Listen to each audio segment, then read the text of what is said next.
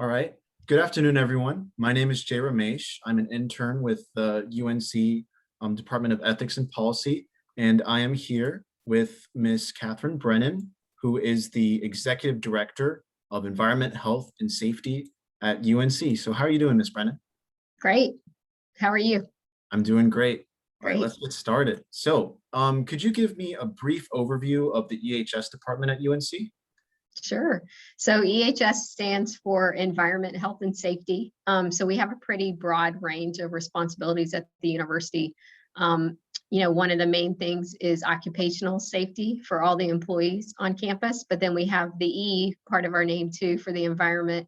So we also do a lot of the environmental permitting and regulatory compliance on the environmental side for various things on campus, whether that's stormwater, reclaimed water, air permitting, things like that.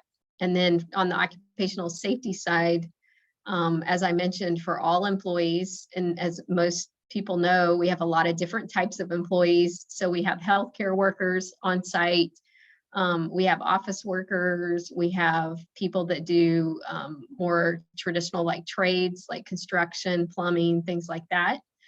So we have to make sure that we are keeping all those folks safe and then following all the regulatory requirements for all those types of positions. So it's a pretty broad scope.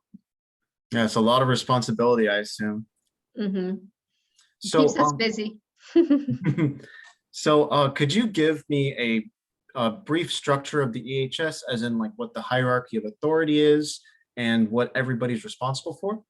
Sure.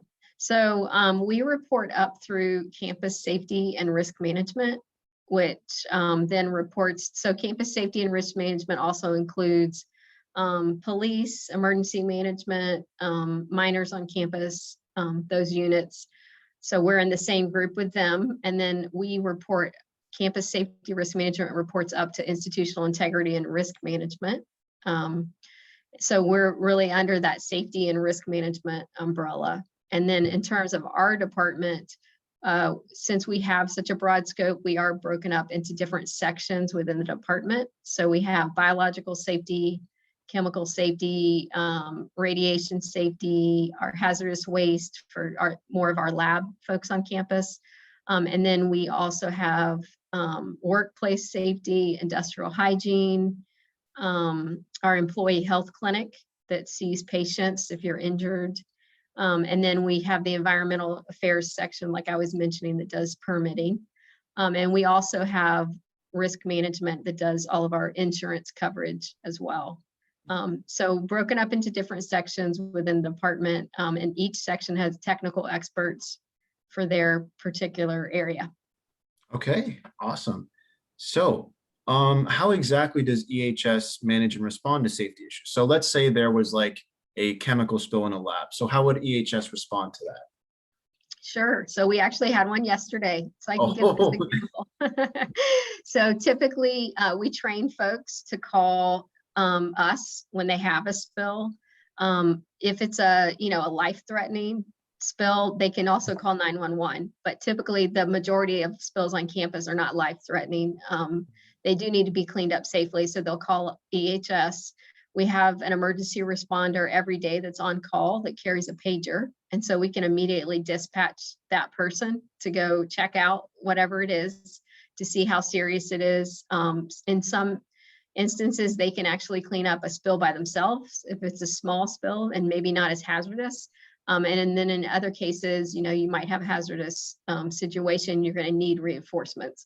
So we have an emergency response team that if we do need to call them in, they'll go to the scene. We wear all the specific PPE, personal protective equipment that we should have on to keep ourselves safe when we're cleaning up like a chemical spill. And then we obviously interface with police a lot of times because they do get called via 911. We might have to evacuate a building or cordon off an area. So we work closely with them. But we're trained to clean up spills. So our emergency response team would go clean it up. We remove all the hazardous materials from the area, and then we would clear the scene. So it's a fairly common thing that we have to do. not always chemicals. It could be blood spills or other types of hazardous incidents. Okay, so can you tell me the craziest call that you guys have had to respond to or that you remember? Craziest call. Yeesh. I mean, there's definitely, personally, so I've been here for 12, 13 years, and I have a chemical background, so I responded to a lot of the chemical spills on campus. Personally, the craziest call for me was we had an incident in a very tall building, 9 floors, and it was a chemical that smells really bad and is irritating. They're called lacrimators. So it was spilled in an elevator, and the elevator moved up to every floor and came back down, and so it was just spreading the odor throughout the building. So we had to shut down the elevator, and it landed on the 9th floor, which meant that in all of my respiratory protection, my Tyvek suit, I had to walk up 9 floors to go clean it up because you couldn't take the elevator. So anyway, that was and it took a long time. We had to evacuate the building because of the odor and things like that. So it was definitely one that just the circumstances of it made it a little bit harder. Yeah, it sounds like something to remember, definitely. Yeah. So, how has COVID-19 impacted your department, especially like last semester and the semester going forward? Sure. So we're all mandatory employees because we are in charge, we're part of campus safety. So all of campus safety is really mandatory employees. So we've been here the whole time throughout the pandemic. We are also, have a big role in public health at the university. And so, for example, our employee health clinic has been, integrally involved in contact tracing and case investigation, especially at the beginning when we had a lot of cases and employees. So, we've been working pretty much nonstop throughout the pandemic. And, I'm sure we'll continue to do that. Hopefully it's starting to slow down a little bit. But it has, it's something extra that we don't normally do, as, a pandemic's extra for everyone. But it does add additional work for all of us, just based on the fact that we do have to be here, work in person, but then also we're having to do a lot more with COVID while we're still doing our regular responsibilities that we do for the university. So whenever there's clusters that happen on campus, so say like a dorm room, would your department be involved in the response to those clusters? Yes. So the lead for, student affairs really has the lead in the dormitories, but we work very closely with them, with housing, with campus health, who has, is the primary care for students on campus. We've all worked very closely since the beginning. When it first started, we, back in March of last year, we actually were all part of the Emergency Operations Center for campus. So we're working like 10-hour days together. And this is before we all got sent home. So, we have a very good relationship and work with them on all things COVID. There's a team of people. It's not just one group. So assuming that UNC does return to campus this fall semester, which it looks like that's what's going to happen, do you think that with the way things are and the new community guidelines, do you think that will make your job easier or more difficult, and for your department? We continue to get questions because, people haven't been here. Like our return to campus for employees was yesterday, the 19th. So a lot of people haven't been here. They have questions. So we're fielding a lot of questions about their workspaces, their buildings that they're coming back to.